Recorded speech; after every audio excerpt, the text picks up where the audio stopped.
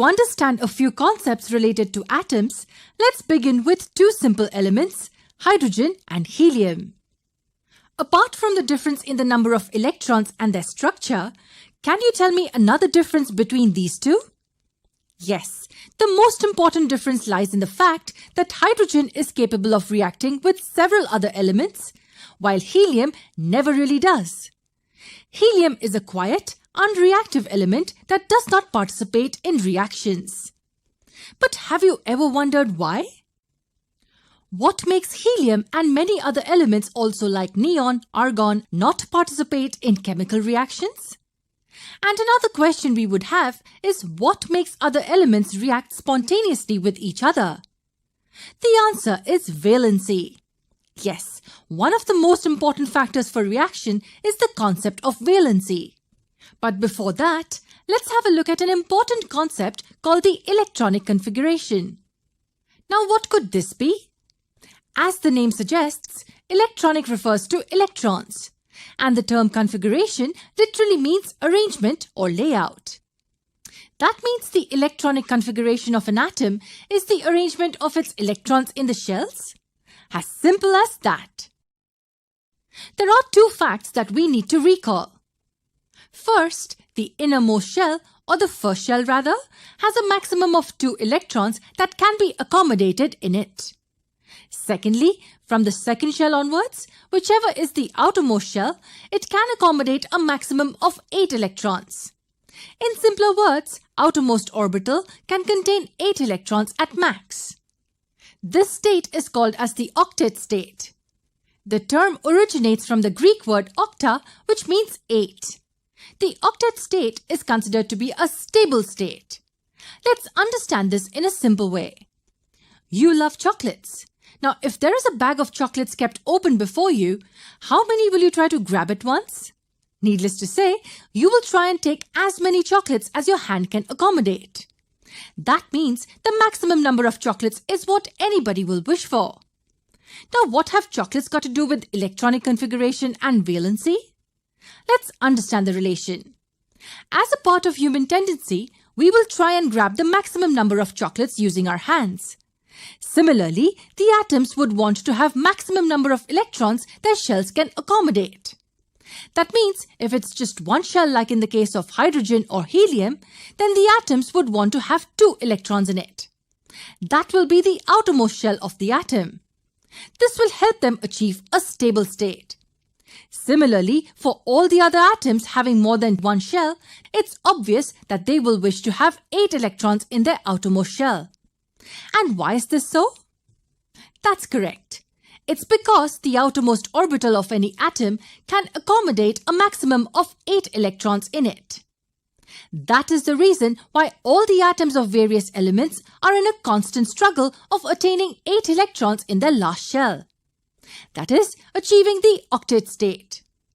However, it's not possible for all to have 8 electrons in the outermost shell. Imagine the case of oxygen. It has a total of 8 electrons.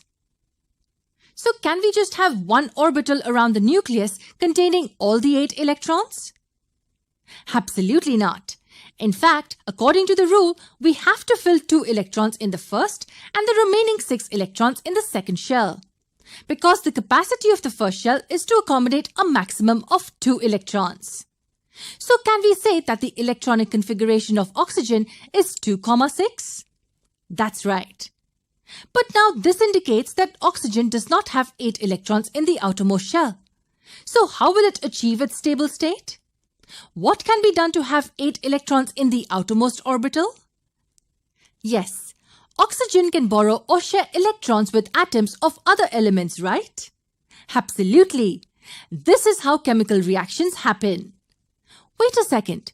Are we saying that chemical reactions occur because atoms of various elements give or take or share electrons between them? That's correct. And is this how compounds are formed? Absolutely. The giving or accepting or even sharing of electrons between the atoms of elements give rise to formation of chemical bonds. This ultimately gives us a compound. Now you tell me, how will the atoms decide how many electrons are to be given or accepted? How will they understand that electrons need to be shared with the other partner? Who decides all this? Well, in simple words, valency is defined as the combining capacity of an element. Now, what exactly do we mean by this? When we say combining capacity, that means how much can an atom bond with another atom. Does that mean how many electrons can be given or taken or even shared? Yes. Does the capacity of an atom to give electrons, accept electrons, or even share them in order to achieve the octet state can be termed as its valency. And what about the case of elements with just one shell? That's correct. Trading of electrons is carried out for attaining 2 electrons in the outermost and only orbital in such atoms. Let us take simple examples to understand this. In case of hydrogen, we have just 1 electron in the outermost shell. That means it has to somehow add 1 more electron to the outermost shell. Thus, we find that the valency of hydrogen is 1 as it accepts or sometimes even shares electrons with atoms of other elements. So, can you tell me the valency of oxygen now? The electronic configuration of oxygen is 2, 6. That means it has 6 electrons in the outermost shell. So, how many electrons are needed to complete the octet? Yes, 2 electrons. Thus, the valency of oxygen is 2. It accepts or takes 2 electrons from other atoms for completing the octet. Now tell me, what will be the valency of magnesium? We know that magnesium has 12 electrons. That means the electronic configuration of magnesium is 282. So how many electrons will be needed now? 6. That's correct. And that's what we're able to see. 6 electrons are needed to complete the octet. But which atom will give away 6 electrons so easily? Is it even possible? Not really. Then how will magnesium complete its octet? This is where the concept of donating electrons comes into the picture. If managing the gain of 6 electrons is difficult, then can it think of giving or donating the 2 electrons? Yes, absolutely. So if magnesium gives away 2 electrons from its outermost shell, then we say that the valency of magnesium is 2. That means it's not only about how many electrons can be taken, but also about how many electrons can be given by the atom. That is how we calculate the valencies of various elements. Now, to understand the concept better, let's take an example of elements forming one compound. Maybe we can think of sodium chloride. For the formation of one molecule, we need 1 atom of sodium and 1 atom of chlorine. What are the valencies of each, by the way?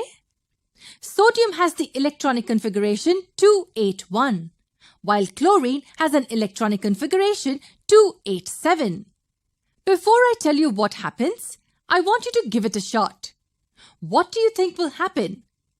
Doesn't this indicate that sodium will donate 1 and chlorine will accept 1 electron to complete their respective octet state? Yes, that's absolutely correct. And that is what helps in the formation of sodium chloride molecule. Chlorine needed 1 electron which it got from sodium, and sodium gave 1 electron as it was the easiest way to achieve stability. So the valency of both sodium and chlorine is 1. Does this mean that only elements having the same valency always combine together to form a bond? Not really. Just take the simple example of a water molecule. We have seen that the valency of hydrogen is 1 while that of oxygen is 2. Here, hydrogen needs 1 electron while oxygen needs 2 electrons. Both need electrons. So how do the atoms combine in this case? How will the bond formation take place then? Well, they will both share electrons with each other. But how? It's not that straightforward. We will understand it in one of our future videos. For now, we have to know that 1 atom of oxygen combines with 2 hydrogen atoms to give us 1 water molecule.